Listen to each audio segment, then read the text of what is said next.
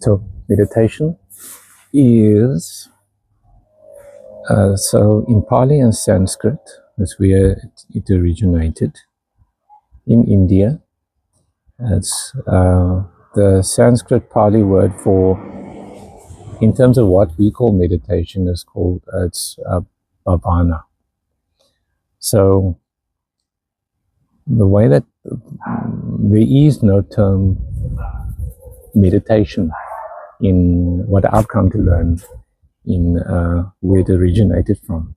The practice, which we call meditation, essentially means to cultivate, develop, and to bring into existence.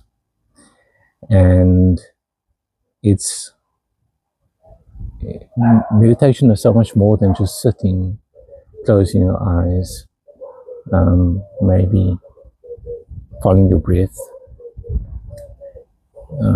There's guided types of meditation. There's all types of meditation. So I'm just going to read a bit about what actually meditation truly is and why practice meditation. So it originates in primarily in India, Buddhist and Hindu traditions. But the word actually bhavana means so much more than meditation.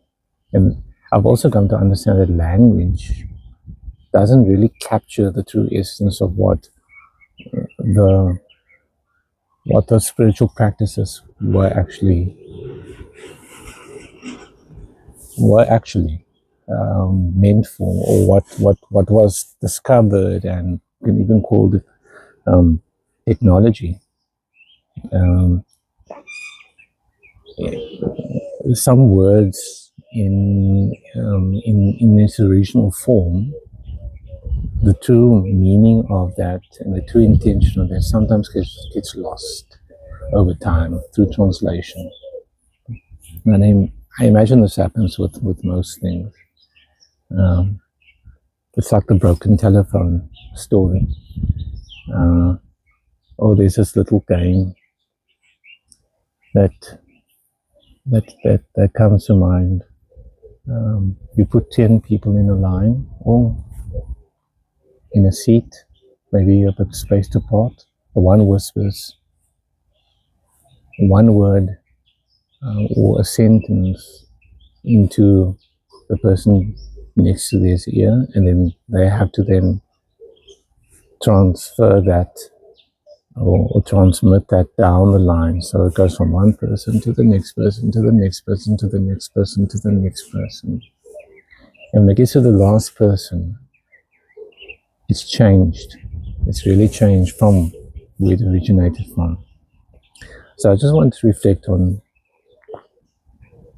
what actually bhavana, or the way that we understand it as, or translate it as meditation, is essentially a way to develop the mind. So to do mind work.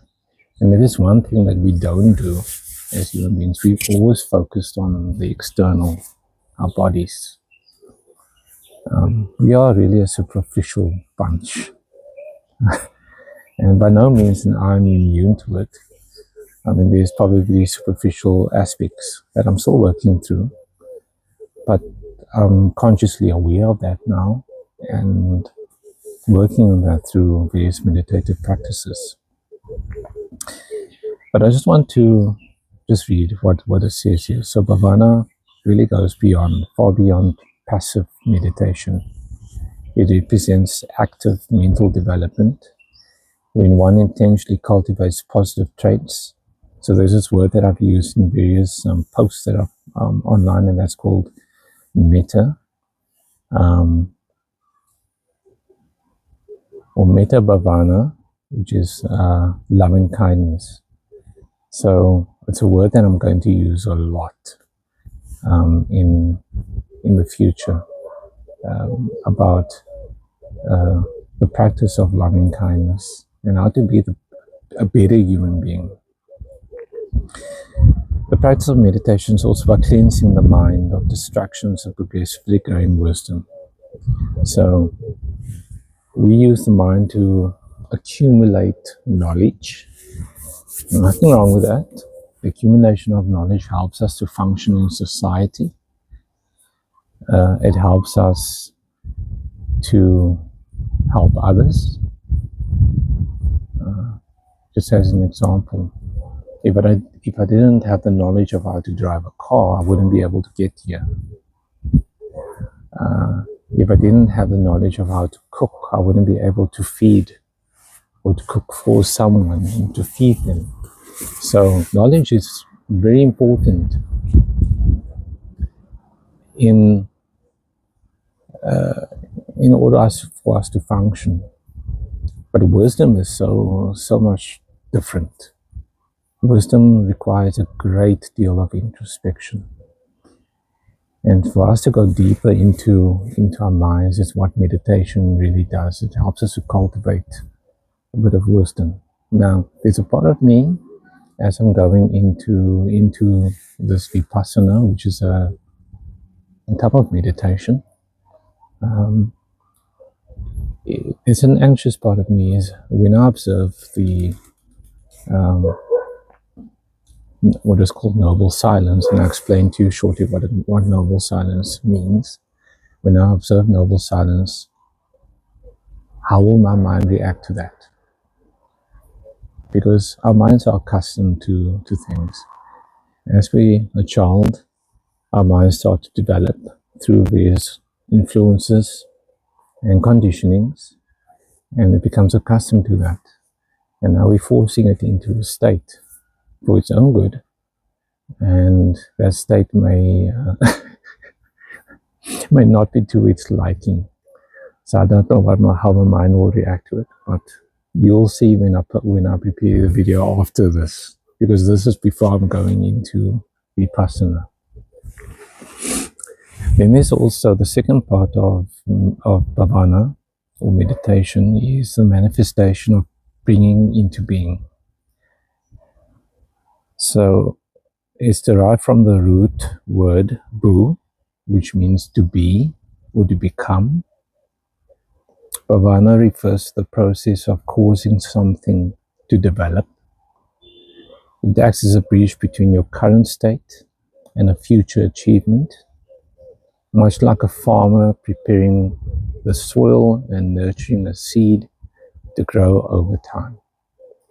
And that is quite a beautiful description of that, because essentially we're cultivating the mind to be better, or to allow us to better understand the nature of reality and how we interact with this, in terms of how we interact with society and our fellow human beings. Then there's also the emotion and sentiment.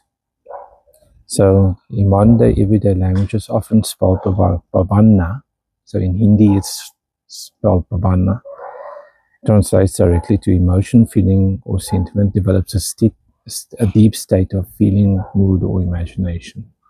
But I'm not going to focus on that. So I mentioned noble silence. So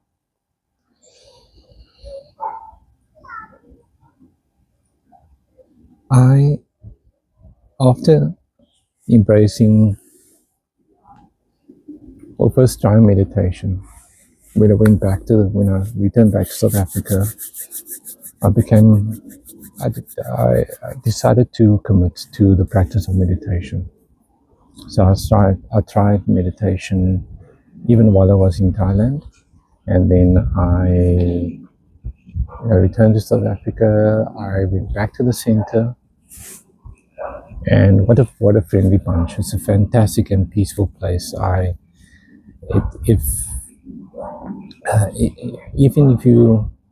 Even if you don't follow Buddhist philosophies or teachings, doesn't matter. It's a very neutral space. There's people of all walks of life, and all with the sole intention of practicing meditation. Now, when I returned, I'll explain to you what my experience was. Our meditation, it was very challenging. The mind was a bit noisy. I had to silence it a bit, help to silence it. The body was reacting to sit up straight. Now, you can't always sit up straight. Sometimes you just have to get yourself into a comfortable position. My joints were starting to ache. Easily distracted by the sounds. But that was the beginning. And then as I was practicing it week on week and week and week by week, I started to get a lot better. And I started noticing something. And I came to a realization. That's what yoga asana is actually really for. It's not for flexibility or balance and coordination. It's a wonderful way of achieving that, and that's probably a lovely consequence of it. But the primary reason for yoga asana and breathing is to help the body through the intense practice of meditation. And I say the word intense because it is quite intense. By no means is meditation easy. So, before I go to noble silence, and it's going to be me to the end of this video, because after this I'll be going into noble silence.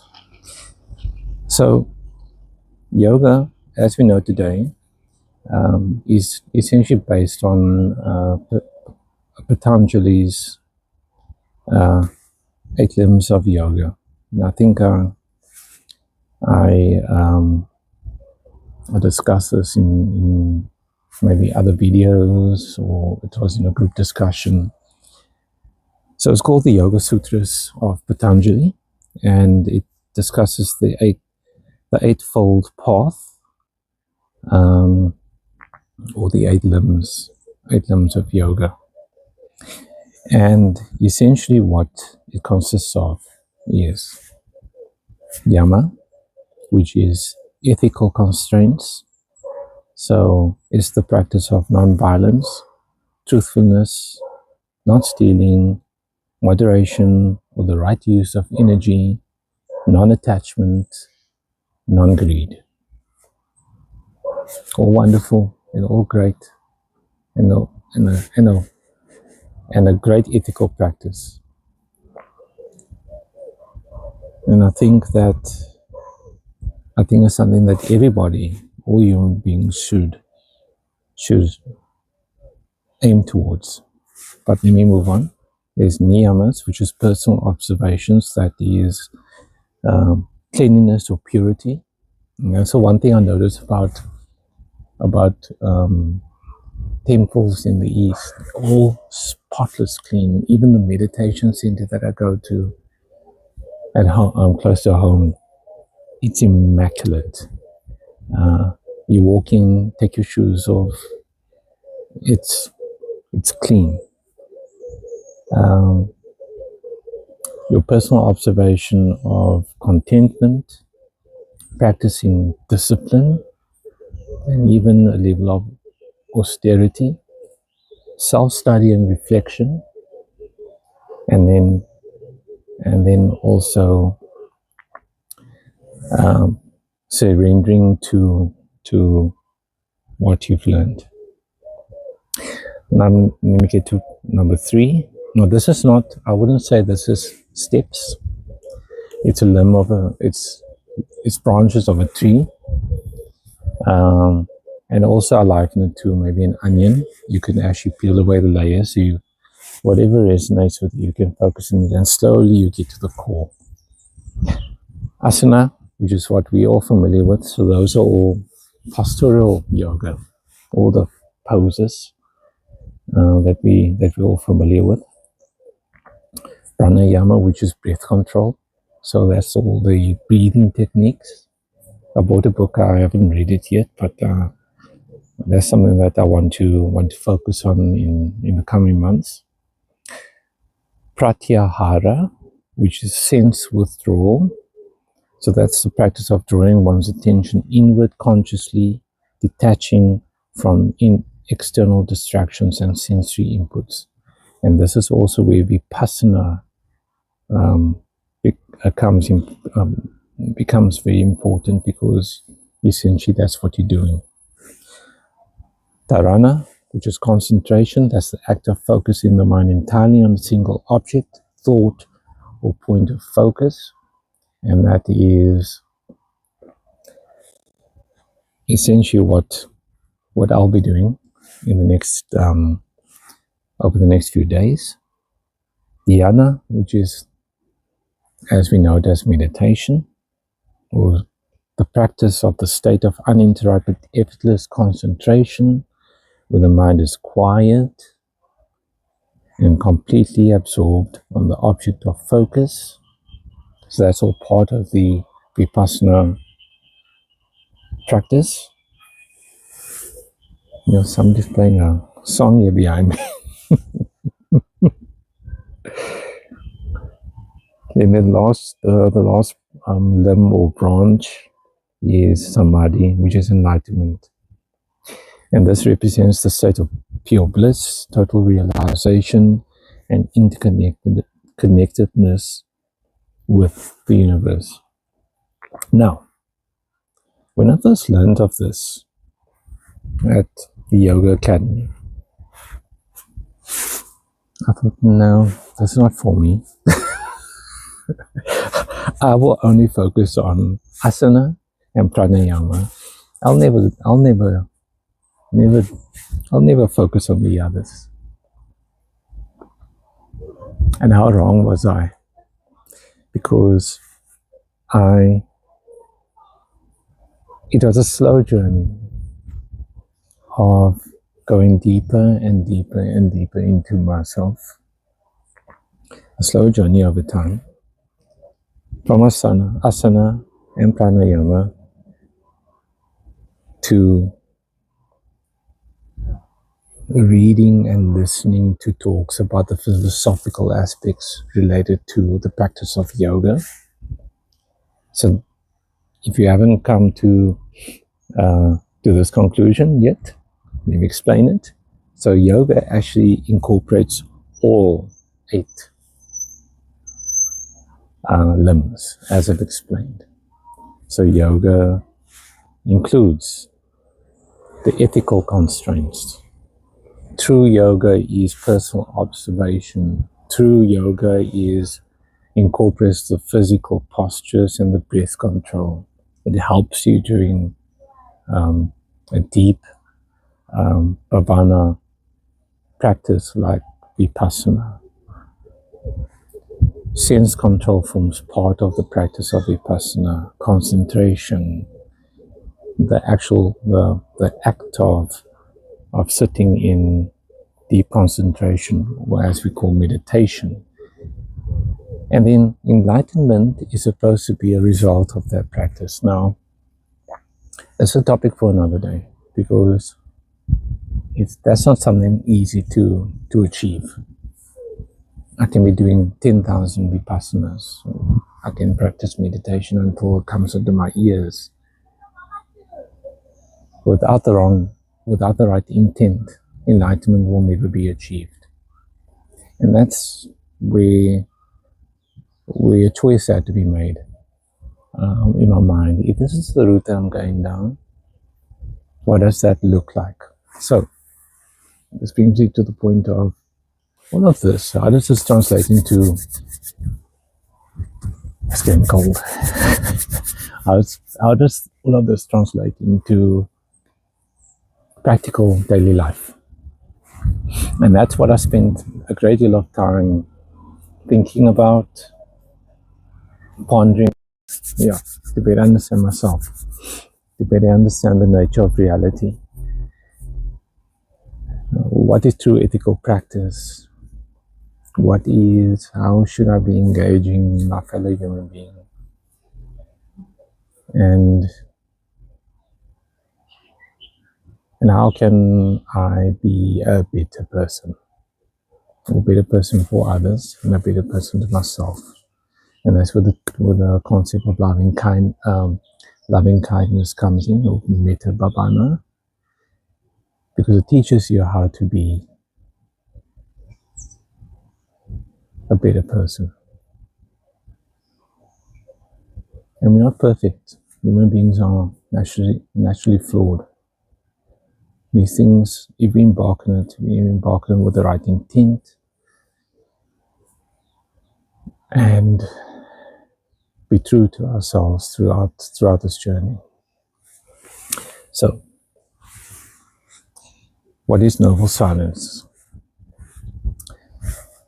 Noble silence is a transformative spiritual practice rooted in Buddhist tradition. So I just want to be very clear that my videos are not specifically leaning towards or by touting a specific religious practice. I'm touting more philosophical practice, because what I'm drawing on various aspects of these traditions, because it's various traditions, and it's after, as a child, being very interested in philosophy, and it was primarily Western philosophy, but I've never found the answers that I was looking for, and I found personally Western philosophy not to be very effective. That's my personal opinion. Are there aspects of Western philosophy that is virtuous? Yes, there's really great aspects of Western philosophy. But I found Eastern philosophical practices, and the ones that I will explain in various videos, to be a lot more useful. So I have to hurry up because the sun is going down and I have to get going and observe noble silence. So the definition, as I was saying, is a transformative spiritual practice rooted in let me say Eastern tradition, Eastern philosophical tradition, originating in India. It is far more than simple absence of speech. It is a deliberate suspension of all conceptualization and communication, including writing, eye contact, gestures, to cultivate a deep self-awareness and an inner stillness. And there's various practices that I'll be doing over the next few days. So what I didn't mention was that I did book to go on a Vipassana retreat. And then we had the storms here in the Western Cape, and I received the news that the Vipassana was cancelled. And then I was very disappointed. But then I felt very guilty at the same time, because when I heard that the center was damaged, I thought, wow, how selfish of me to think only of myself and my own disappointment. I reflected deeply on that. But then I was also thought, well, I did all this preparation. I set aside time in my life for this practice. This all forms part of me managing my pain condition, by the way. And I decided, let me set up my own. Can you do it by yourself? I did some research, and apparently you can. And that's why I set all of this. So this is a whole month. Well, not a month. 2 weeks of planning. I had to find a place that was relatively quiet. I had to arrange meals. So set that all up.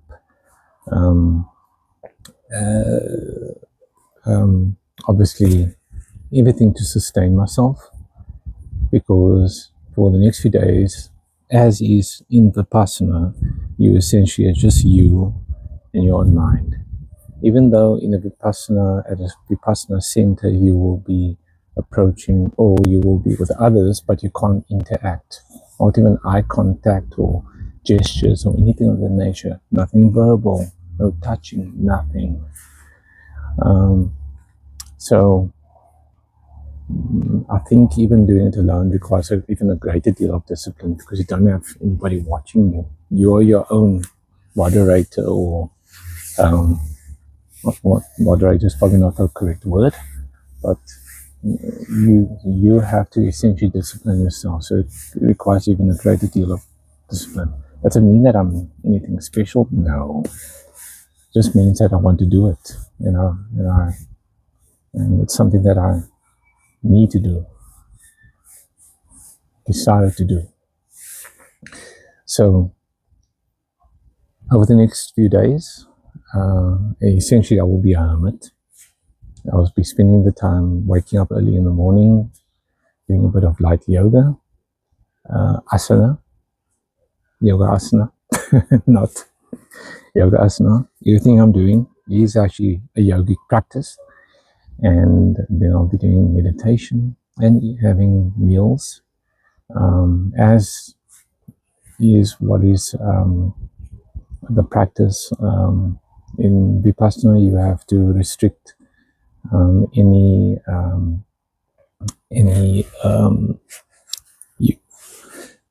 restrict consumption of any stimulants of whatever nature, visual, any sensory stimulants.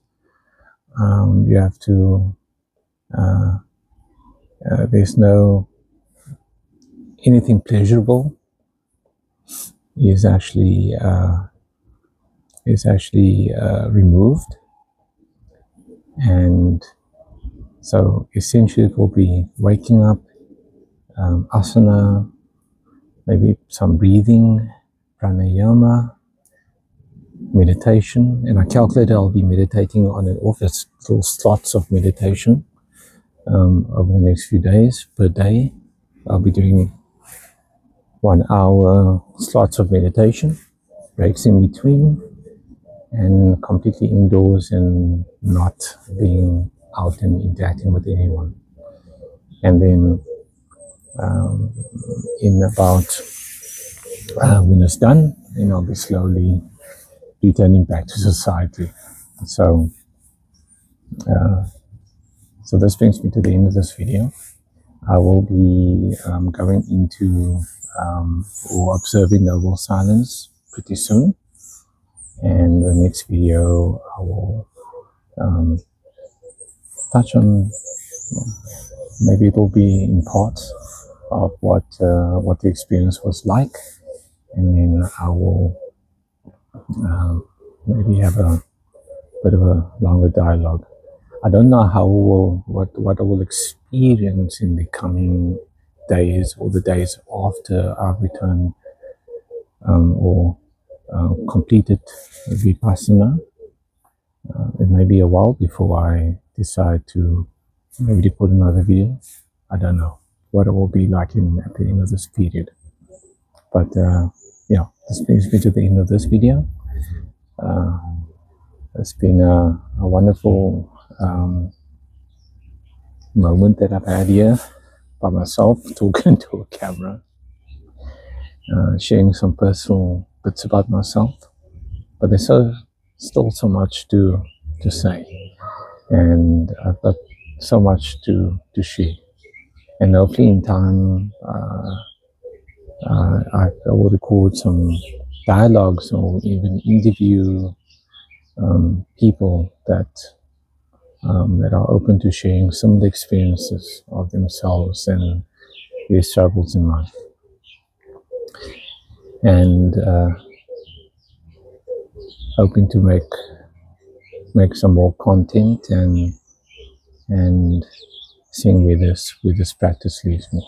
So thank you so much for the time that you spend watching this video, and I look forward to releasing more content in the near future. Okay, may you be well, and I will speak to you So